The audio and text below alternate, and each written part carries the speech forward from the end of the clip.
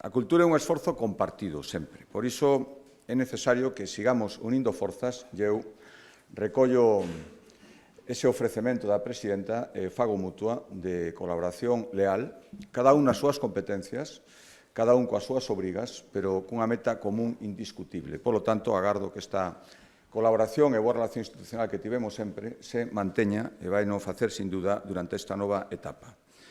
Galicia atravesa, con todas as dificultades, un ciclo cultural, sinceramente, creo que moi bo, e debido a xente que o fai posible día a día. Non é froito do azar. Os éxitos nunca son froito do azar, polo menos os éxitos estables e permanentes. Hai moita vitalidade nun sector que non para de medrar e que bebe do inmenso talento de todos os creadores e creadoras culturais en Galicia. Isto demostra que sabemos falar de ti a ti co resto do mundo, sen ningún tipo de limitacións e con moitísimo orgullo do que fixemos e do que podemos facer. A nosa creación hoxe funciona como un selo de excelencia, cando a nosa literatura, o noso audiovisual, a nosa música, todas as nosas expresións culturais teñen o recoñecemento aquí e internacionalmente, estamos alimentando esa marca Galicia Calidade que ten moitísimas expresións, e as millores expresións que pode ter son, sen dúbida, as expresións culturais.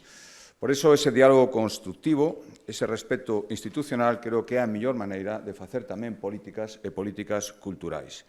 Temos grandes retos por diante.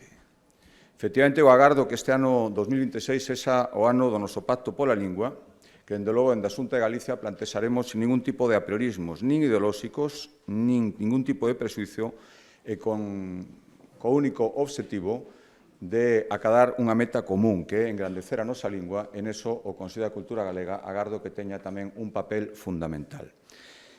Encaramos tamén o noso gran ano, o ano Xacobeo 2027, no que a cultura ten que xogar un papel primordial, Presidenta, e no que apelaremos tamén á colaboración, á planificación, o bo facer, o saber executar políticas culturais do Consello da Cultura Galega, que está chamado a xogar un papel fundamental